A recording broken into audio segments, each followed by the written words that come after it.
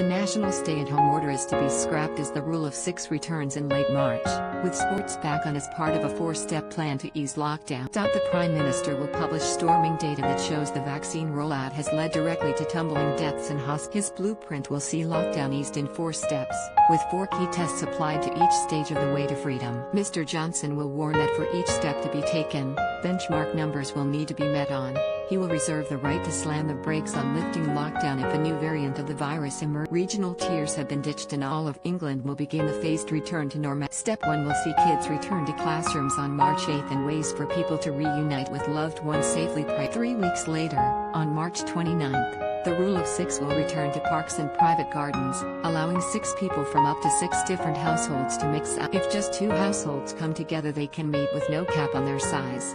This means families will be meeting together in parks and gardens by Easter. But those desperate for a haircut have to wait at least 7 weeks for salons to reopen. It will be mid-April before they are unlocked along with non-essential shops, while restaurants and pubs will be able to serve customers outdoors. Hope of normality. The rest of restrictions will be eased in May and June with inside mixing and drinking, with the hope of normality by July, when every adult will have been offered a COVID jab first. Last night the PM said, "Our decisions will be made on the latest data at every. We will be cautious about this approach so that we do not undo the progress we have achieved so far and the sacrifices each and every one of you has made to keep yourself and others. We have therefore set 4 key tests which must be met before we can move through each step. I'll be setting out a roadmap to bring us out of lockdown cautiously."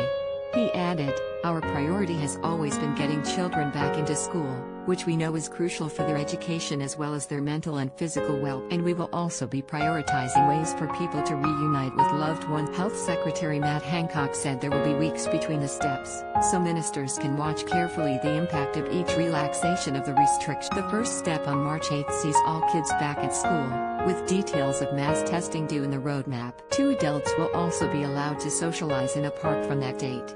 Then to herald the start of the Easter holidays, outdoor sports like golf and tennis will also be allowed, alongside a return to organized sports such as football for children and adults alike. It is understood that hairdressers will finally be unlocked sometime between April 12 and 19. Last night Mr. Johnson was under pressure to go even quicker than his proposed protect jobs in a boost to Tory backbenchers, who are pushing for faster moves. Ex-party leader William Hague said the majority of lockdown measures should end after all the over 50s have been. The former Foreign Secretary said there would not be much justification to continue restrictions after the vaccination of the most vulnerable. 40 Tory MPs from the backbench COVID recovery group have signed a letter demanding Mr. Johnson advances the opening of pubs and restaurants to the beginning of April.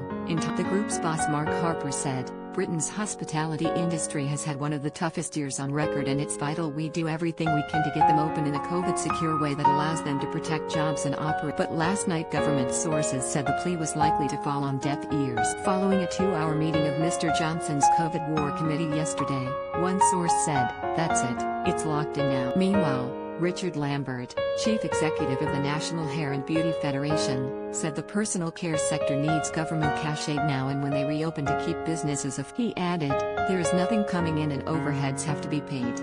He added that a targeted VAT cut would allow them to rebuild and invest in staff. Another 215 COVID deaths were recorded in the UK yesterday, bringing the total to 120,580. A further 9,834 cases were